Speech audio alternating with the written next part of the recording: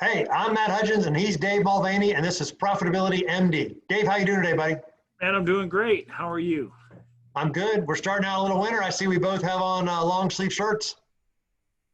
Here I am in Florida. It's cold.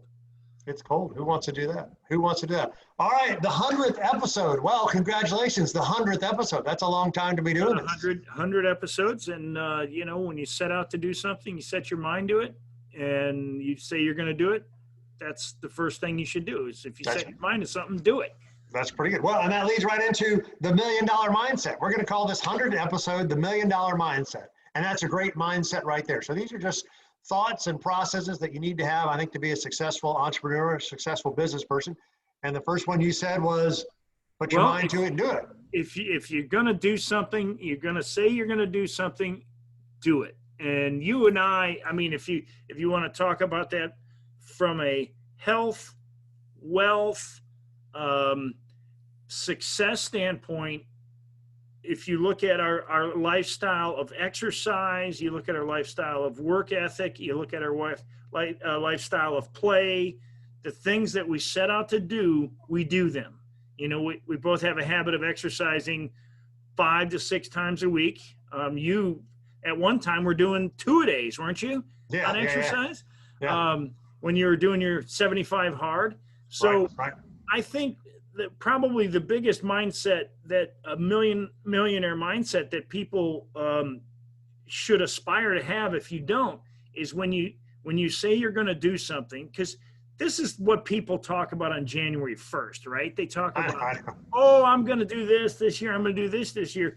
Well, I think when you're still exercising and it's November 18th, you're still going through the motions. It doesn't mean you're exercising quite as hard maybe on November 18th as you did on January 1st, but you're still doing the things. It's the same with work. So that mindset is do what you say you're going to do. Commit to yourself. I guess that's commitment. Okay, commit yourself. I love this one. So it's so funny. So I'll say persistence. You got to be persistent. Your $1 Million Mindset, persistent. So I got 2 funny stories of that. Well, one funny and one more factual. Persistence. And I just happened to see an old photo of one of my daughters the other day. Actually, this was yesterday. And I saw this picture of my daughter, who knows, a year-old sucking her thumb, right? And it was so funny. And we used to call her the ambidextrous thumb sucker, right? So most kids, they suck their thumb. Let's say it's her right hand. So that would frustrate me. And I'd like pull out her hand and, hold her right hand and she'd suck her thumb again, right? No. She got to be so persistent that you pop out the right hand and she'd pop in the left hand. And like most kids don't do that, right? So I was like, damn it, what are you doing? So I called her the ambidextrous thumb sucker, that she was so persistent. You're going to take away my right hand, I'm going to suck with my left hand. But the reason that's matter, I talked today, I gave a talk today, and one of the ones is talk about persistence. Anyway, ambidextrous thumb sucker was, it takes, at least 5 contacts to generate a sale these days. And, they say it can be up to 100 contacts in order to generate a sales. And this stat was really great. It says that 92% of people give up in the first 4 tries. So if you called a prospect and he said no, she said no, or they didn't answer the phone, or they didn't answer the email. So there's some huge number, like 45% of people give up after just 1 try. Hey, I tried Dave, he didn't say it. And then it was the 2nd try, the 3rd try, the 4th try. So it's like after 4 no's, let's call them 4 no's, that 92% of salespeople have given up. They're done. They've written you off, 92%. But remember, we were saying that it takes 5 phone calls at least, or 5 contacts in order to close the sale, right? So then you back into the math and it says the people that are persistent are only the 8%. 92% quit before the 5, but something like 90% of sales happen after the 5th call, right? So 8% of the salespeople are doing all the business because everybody else quit. It's funny you say that, because I talk about persistence. Yeah. Richard Benson, and I can't think of the name of the book off the top of my head, but it's the Greatest Secrets of Direct Mail, I believe is the name of the book. It's a very popular book, very expensive book. It costs you $200 to buy it online right now, and it's old. Dick Benson is dead for a while. But one of the things he talked about in that book is if you're going to use direct mail, you can't create your averages until you've hit the customer On the 6th time, you can start counting your averages. Same thing. What do most people do? They send out that 3rd mailer, maybe the 4th mailer. And I know people aren't using mail today. They're using email and different things. But the point is exactly what you were just saying, persistence. And so you're mailing and you're not getting the results you want. And then all of a sudden you get to the 6th one, and between the 5th and the 6th, you get more results on those last 2 than the entire first 4. And so there's your persistence right there. But most people give up, before, way too early. And another story is the guy who, and I can't think of his name right now, but he purchased a piece of land after a guy out in San Francisco area back in the days of the miners, and he purchased a piece of land after a guy was digging a mine for like 2 years. This guy was digging a mine, finally gave up because he never made enough. He started to dig, and he literally within like 2 weeks he hit one of the biggest gold mines that San Francisco hit, the biggest, I don't know what they call it when you hit a trail of gold, but it was one of the biggest out there. So the other guy gave up 2 weeks. He dug for 2 years. Talk about, and it's hard sometimes, but that's what an entrepreneur does. Is it starts with that decision that no matter what, I'm going to keep going. And that's the decision. But so I guess decisiveness I would add to the millionaire mindset, the decisiveness to be persistent. So I guess I would add, be decisive. It doesn't necessarily, because that decision will push you to be persistent, and you have to be persistent. If you're going to be an entrepreneur, you better be persistent. You fail a lot. So that's pretty good. They had, so one of my beliefs, it talks about, I've been using this for a long time. Business is a game. Business is set up. So telling you how to run your setup. Hang on, Matt, you broke up. You said business is, and then you broke up real bad. So okay. Yeah. So here we go. Give me one more second. Am I back yet? You're back. Good. All right, back yet. So I said, business is a game, set it up so you can win. So yes. Business is a game, set it up so you can win. And the idea of that is nobody's telling us how to run our businesses, right? There's no rules you have to follow. So set it up the way that makes you the most successful. And what I mean by that, everything from hours of work, hey, I do my best work in the morning, I do my best work at night, to the give and take of, I think I would mention this before, is that when my kids were young, we did travel soccer. So, I was done by 3:30 every day because I'd go soccer practice for them. But then I'd go work at 7 o'clock at night, right? Because I can make up my own rules. There's nobody telling me I got to work 9 to 5, right? Yeah. Actually, most entrepreneurs work more than that. So that was kind of funny. A business is a game, set it up so you can win. And that compiles on that was getting clients is easy, getting clients is fun. Like, that's almost like a mantra. Getting clients is easy, getting clients is fun. To say something is easy or to say it's fun, that takes a mindset, a decision to say, hey, this is fun. Right. It's challenging, it's an opportunity, it's interesting, exactly right. And almost that mantra just kind of changes your attitude of like, woe is me, this business is so hard, business is so difficult. You've got to have the attitude, or in my opinion, is, hey, getting clients is easy, getting clients is fun. It's fun, it's challenging, it's entertaining, right? And you know what, there's an opposite of that, which is, see, to me, I made a decision many years ago that television is not that much fun to me. So I made this decision. So a lot of times what'll happen is at night, I'll be sitting home working on some marketing or something or just working, plain old working. And I'll be sitting next to my wife. She's watching TV and she's like, you're not even watching. I'm like, yeah, but there's noise and I'm sitting here. We're still sitting here together. I just don't have to be watching the same thing as you. But that's a decision or a mindset that I've said that isn't fun to me. So things that I know would detract from my ability to maybe to earn. So I think it's been a decision that I think business is fun. I get out of bed and I'm excited to work and earn money. That's the game.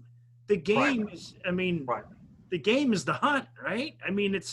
you can accumulate all the wealth you want, but why is Warren Buffett still in the game? Because he's in the game. Because he Because he enjoys wants it. to Because he hunt. enjoys it. They talked about, so fear is one of the biggest things that holds people back. Fear, paralysis analysis. You're hiding behind the computer. You're afraid to make phone calls. You're afraid to make calls. You're afraid to be assertive, right? And so part of that is a mentality of being of service, being of service, trying to help people out. And so the analogy that these guys use all the time, and I say whoever this, the sales gurus, but I believe myself is that you're trying to be of service. If you had the cure for cancer, isn't it your job to spread the word, right? To spread the gospel, right? That's your job. If you had the cure for cancer, your job is to spread the word. So if you believe in your product or your service and it does good and it solves a problem, like we always talk about, it adds value, then you should be proud of it and you should be spreading the gospel, right? You're being of service. I'm doing a disservice for you if I don't at least let you know about it. And Well, and again, that's why part we of do being the show. service is you're not selling, right? I'm just letting you know it's here. You got a problem, we got a solution. You may not want to do it, but I'm just trying to be of service to let you know it's here. Yeah, and I was going to say that's why we do the show. I mean, the reality is you've been through a tough time in your business. I've been through tough times in my business, and if I could go back, I could point to where the toughness started, and it could have been prevented. And so, there is wisdom that comes from experience, right? And then they say, but experience comes from bad decisions. So you and I have both made our bad decisions, and we've learned from them. And one of those bad decisions that perhaps we allowed into our lives at one time was these limiting beliefs, things like fear, things like, and so I think part of the millionaire mindset or, the $1 million mindset is eliminating limiting beliefs that tell you can't do this or tell you that you're stuck here or that this obstacle is impossible to get around. Those are the limiting beliefs. And I have a little note that I keep on my computer that I don't remember when I wrote it, but I put the failure gene. It says limiting beliefs. That's the failure gene. When we did that episode, I think that was actually our second episode. So go back and watch that. Episode number 2, limiting beliefs, right? Yeah. Limiting beliefs. It's funny, you were saying something about the limiting beliefs, and that reminds me of, kind of getting in your own way, right? Of getting in your own way. And some of the questions to ask, we've been into psychology and this is mindset and that type of stuff, was, what are you afraid of? What's the worst case scenario that's going to happen? You make a cold call. I'm afraid to make a cold call. What's the worst case scenario? He's going to say no. He's going to hang up. Are you going to be okay? Are you going to home to your kids? They still love you. Your wife still loves you. Everything's okay.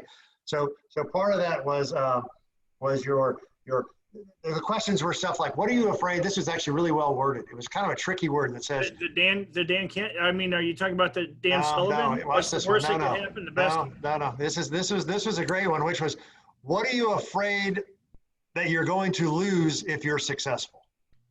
So it's almost like a double negative.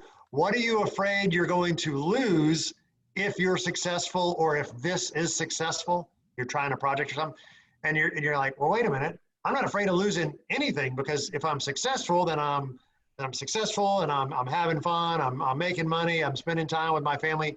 So it's almost a reverse trick yourself. Well, I'm not afraid of losing anything. If this works out, it's going to be freaking awesome, right? Well, there is a psychology of that there's about like 50, I forget what it is, but there's a large percentage of people who believe if they become successful, they're going to lose some of their friends. And the fact of the matter is, yes, that may be true, because some of your friends are like, what are they? If you've ever, we used to go crabbing when we go down to Destin or we go to the beach anywhere, we go crabbing. You catch all these crabs, put them in a bucket. Well, crabs won't, like, you do it at night. They come in and you got flashlights and you chase them and you catch them with the net. It was a blast. I mean, we let them all go. But the point is, you don't need to put a lid on the bucket, because the other crabs won't let the crabs climb out of the bucket. They pull each other down. Yeah, human beings are the same way. And for the most part, as you move up, what happens is you'll have those around you that will want to hold you down. And so you have to be willing, if you want to have a millionaire mindset, you have to be willing to recognize those influences and how they do drag you down. And you have to be willing to, I guess, if you really want success in your life, you either have to move up with your friends. In other words, pick friends that have this mindset, or Right, you have to be right. willing to understand some of your friends that you're going to have are not going to be good for your mindset. You might want to not see them but a few times a year. I don't Right. want to tell you what friends you can or can't have, but the reality No, we is, said that before. That's been, maybe that was a Jim Rohn. You're the average of the 5 people you hang out with. yeah, You hang out with 5 rich people, 5 millionaire people, you're the 6th millionaire. You find out with 5 smart people, you're the 6 smart people. But the truth is, when you were saying that, it reminds me of that story. You are the average of the 5 people you hang out with. But it's also true in sports, right? I'm a golfer. That's my thing. When I like playing with better golfers, it makes me a better golfer. When I used to play tennis growing up, I want to play with better tennis players than me because it makes me a better tennis player, right? If I'm working on getting physically fit or running or working out, I want to hang out with somebody who's a better, better runner than me, a better physical fit to me, somebody else who's, doing it or has done it, right? So all those, and it's funny when you said that, that is how we do things. Well, I like playing golf with better golfers. I like playing tennis with better tennis players. I like hanging out with people that are in better shape than me to kind of inspire me to do better and get in better shape myself. So, and that's why those exercise apps are cool. You're like if you got a friend and you're on I just watched the somebody. step counter. I remember, the step counter. I look at my run times and I'm like, yes. Oh, he's faster than me. Come on. But right. That's the competitive edge, which I think might be another mentality. You got to be competitive, at least with yourself, right? And so there's different kinds of competitions, and so anyway.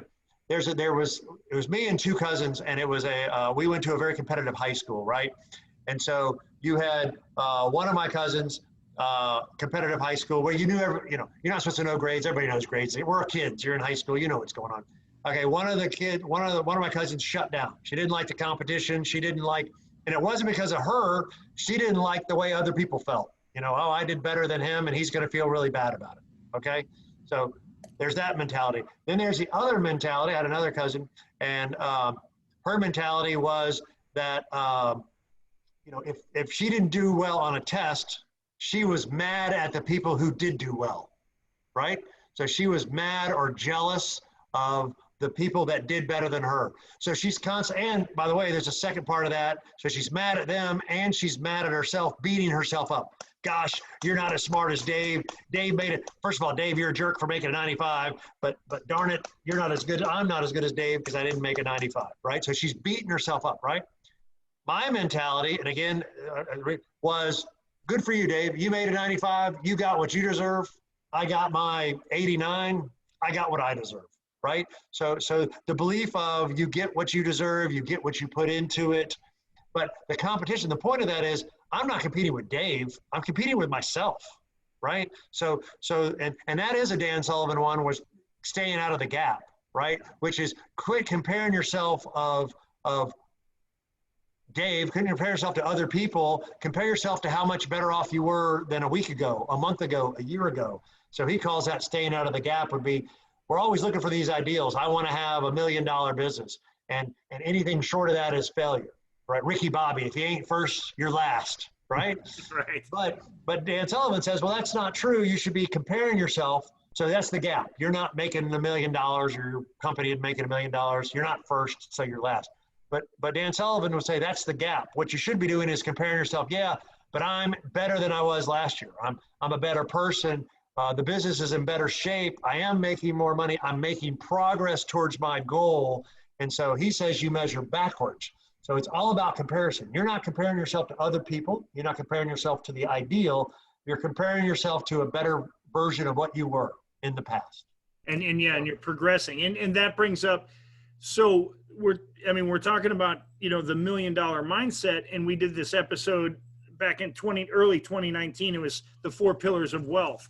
Well, when you talk about the millionaire mindset or the $1 million mindset, and you bring up the 4 pillars of wealth, you do realize in order to build 4 pillars of wealth, which is, you have a business, you invest in cash flowing assets like real estate, build a retirement fund, and then you accumulate wealth over this period of time. That takes time. And because it takes time, the mindset has to be that this doesn't happen overnight. And I don't remember what speaker I heard one time. He said it, the funny thing about getting rich quick, it usually takes about 20 years. And that's good, right? And if you're willing to accept the fact that you don't have to produce this, unfortunately, we live in a society of instant gratification. But it's also a reason why failure, so many people are unwilling to fail, to try and fail. I think that's a mindset as well, is you have to be willing to try and fail. You can't be afraid of failure, which is a fear. That's a limiting belief. Right, you can't right. be afraid of failure, because if you don't try and fail, you will not progress. At the age of 2, you were willing to fail at almost anything you tried. But by the age of 15, you get all these limiting beliefs that come into your thought process, that you're unwilling to fail anymore because maybe you're not the best at the test, or you're maybe not the smartest in your class, or you're not the best athlete, or you're not the best whatever.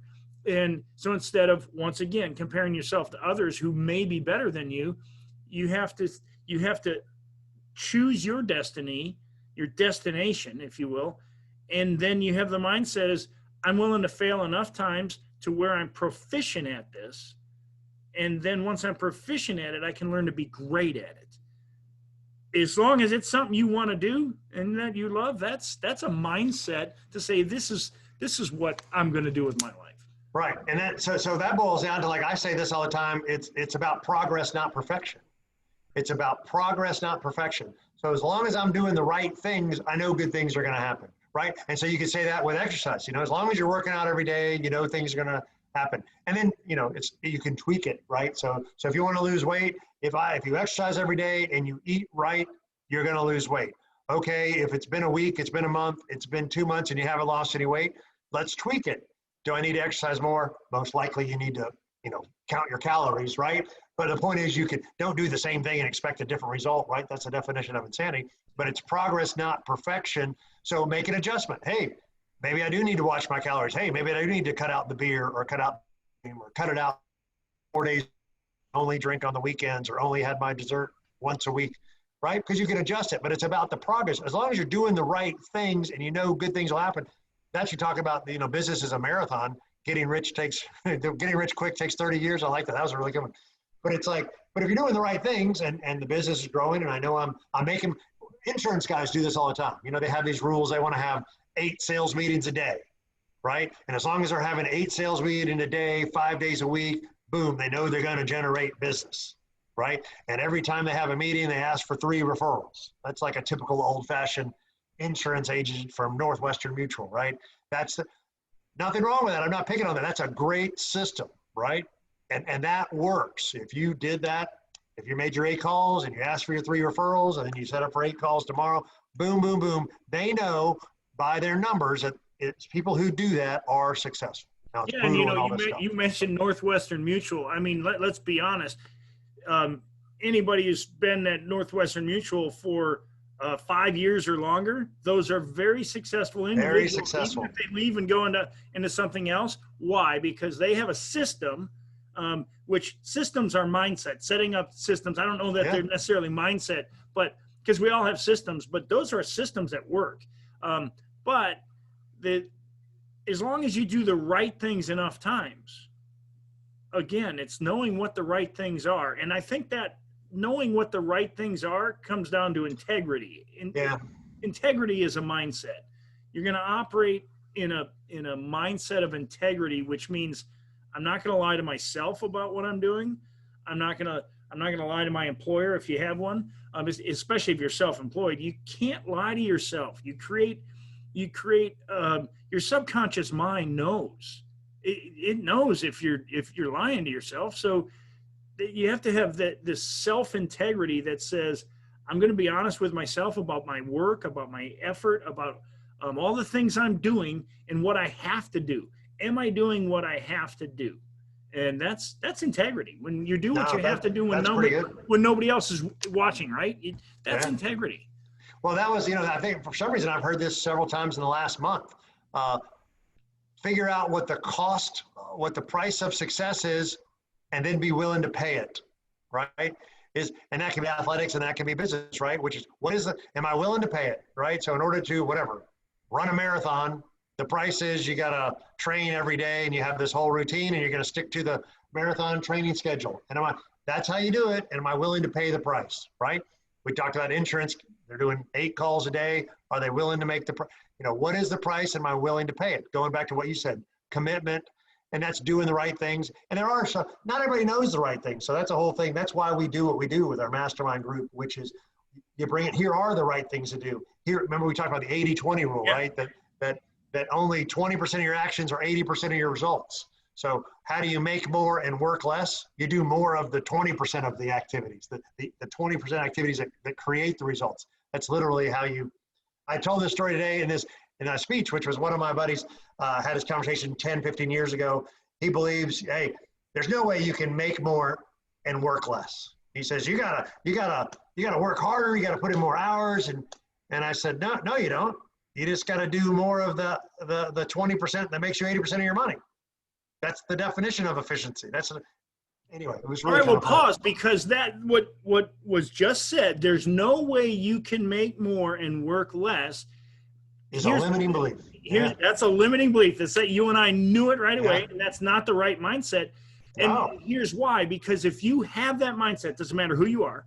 If you have that mindset, that is true to you. Right.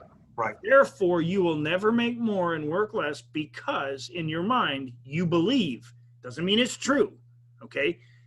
You believe that there's no way you can work less and make more. Therefore, in order for you to make more, your mind, for you to produce more, you have to work more. So that's a limiting belief that you've got to get rid of, because limiting beliefs, when you talk about a $1 million mindset, limiting beliefs are the things. It's funny, subtracting those and adding some of these other ones like commitment, those are the things that make all the difference. I'll give, I turned 52 this week. Oh, good. Happy birthday. Thank you. And I set out at the beginning of the year, I said, okay, I'm going to run 520 miles this year. And so Friday I'll cross, I believe I'll cross, basically at the end of the month, I'll have run 520 miles already this year. So I've already hit it in November. That took a commitment, awesome. And we talked about consistency right away, but that took commitment. You brought up commitment a minute ago, but that took a commitment on my part to run twice a week. That's all I run, is twice a week, but it took a commitment. And I can tell you this, I will not commit to anything so stupid next year. Because when you're 70, you're going to run 700 miles. What's going on? But that's the point, is I committed to it. And because I committed to it, I made a decision that I'm going to do it. And I've told my wife, told everybody, I will never commit to that again. I mean, it's a lot on the body, and there's a lot of other things I could do, but I committed, and that's a trait. That is a trait of success. That's a mindset. You pick something you're going to do, and then you do it. And then after you've done it, then you can say, I hate doing that. I don't want to ever do that again. You decide not to do it next year. At least it's man, I'm trying to think of who taught this to me, but it was a long time ago, and I think I learned it like in the 1980s, late 80s at an Amway convention. I don't know who taught me, but they were talking about how to create program your mind, subconsciously program your mind. And they were saying, if you'll start writing your commitments down on paper, and then you'll always do those commitments. Start writing the small ones, but always write your commitments down on paper. Start writing them over and and always crossing them off. What'll end up happening is, as you start writing these really big commitments down, you'll do them naturally. And when you do that, then you'll continually have success, because your mind will know the second you write that you're going to do it, because you've done it so many times. Your mind will have zero doubt that you're going, if it goes down on that paper, that you're going to hit it. That's a mindset. That commitment mindset is you talk about persistence, that's all part of it, but you commit and then you go after it, man, that's a mindset, and that'll change your life. Oh, I mean, that is tremendous. That is awesome. That is exactly what I'm trying to think. I can't remember. It might be a Dan Sullivan, like the win streak. And so the idea behind that is every night you write down the 3 positives for the day, or the 3 things you're grateful for. Okay. And what that does is it focuses your mind on the 3 positives, the 3 good things that happened today, the 3 things you're grateful for today, right? We as human beings focus on the negative.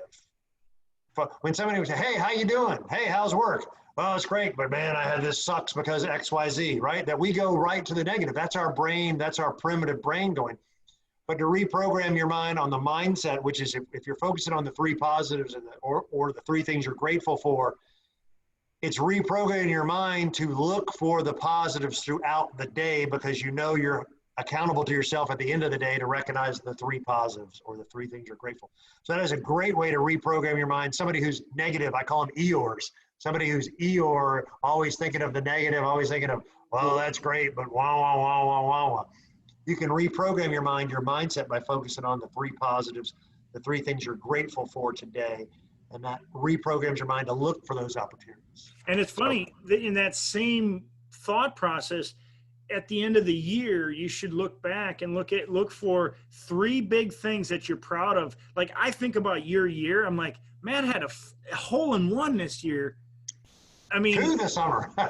Okay, you had 2 holes-in-one in a single year. That doesn't happen like very often. Okay. Right. I mean, and so you could look back on that. I mean, yeah, sure, you played a lot of golf. You played in a lot of places, but you have 2 hole-in-ones in a single year. You could look back on that. It's possible you could look back on that for years to come and say, man. I peaked. What are you saying? I peaked. No, I'm saying you can always look at 2020 and say, yeah, some people had a crappy year. I got 2 holes-in-one this year. In a single year. So 2020, you can, and that's what I'm saying is when you look back and you look for the positives, if you do that daily, then again, you're going to look back and say, look how far I've come, man. This is, that's what you're talking about, Dan Sullivan. Oh, yeah. Look how the same kind of stuff. I know that we get into some of our, and we're about to wrap it up, I know, which was some of your limiting beliefs we talked about. I know you don't know, but if you did know, what would you do to grow the business? I know you don't know, but what would you do to get that client? What would you do to improve your circumstances, right? Because the limiting belief is, I don't know what I'm supposed to do. Well, I know you don't know, but what would you do if you did know? What could you do, right? And so there's part of this getting out of our own way. But I think we're right at our 30 minutes right now. So 100th episode, congratulations. I'm very excited. It's been great. It's almost been 2 years. That's really been awesome. $1 million mindset. We had some great stuff. We talked about deciding. We talking about, what are we talking? Limiting beliefs, consistency, be of service. Business is a game. Set it up so you can win. Getting clients is easy and fun. We talk about persistence pays off. The ambidextrous thumb sucker. Hey, there you go. That's a good one. So, but it's great. You got to have this mindset because life is rough, business is rough, and there are ups and downs. It's a very, whatever you call that, manic, depressive, up and down, right? But bring it full circle. This is what we talk about in our mastermind groups. This mastermind group is that definition of find yourself with 5 smart people and you'll be smart. 5 successful people and you'll be the 6th, right? That's what a mastermind does, where they'll help you identify your limiting beliefs, help you identify where you're holding yourself back, right? Because we've all been through it. We've all done it ourselves. We all have our ups and downs, right? So limiting beliefs or a $1 million mindset is a mindset, but it's always you're working on it. You're never done. Progress, not perfection. That was another one. It's always about making progress, not perfection. We're always about improving. But this was great. 100 episodes. I've loved it, man. This has been a good stuff. It has been, and that's in. You talk about, you're the product of the 5 people that you're influenced by. That's what a mastermind. That's what we're gonna discuss with you in a mastermind. It's just having the influence of other people who have $1 million mindset, and then sometimes when you fall out of the $1 million mindset, being around people that can elevate you and help you Focus on the things that are going to get you to your goal, and eliminating some of those limiting beliefs that would keep you from where you're trying to go. Because ultimately, you eliminate those and you add the right ones, you're going to be able to go wherever you want to go with your business. And then you can build the 4 pillars of wealth. So I love it. All right, so I'll challenge everybody to think about their 3 positives. Write down your 3 positives, the 3 things you're grateful for today. That's what you should do. Start doing it every night. Start doing it with your kids. I started doing it with my kids back when they were early teens. That was a much better conversation. What are your 3 positives for the day? All right, Matt at Profitability MD, Dave at Profitability MD. We're at profitabilitymd.com. We are on YouTube, Profitability MD, our YouTube channel, and obviously Profitability MD is our podcast, Stitcher, Spotify, iTunes. Wherever you listen on podcasts. So All right, man. Be good. This was fun. all right, Matt, take care. See you.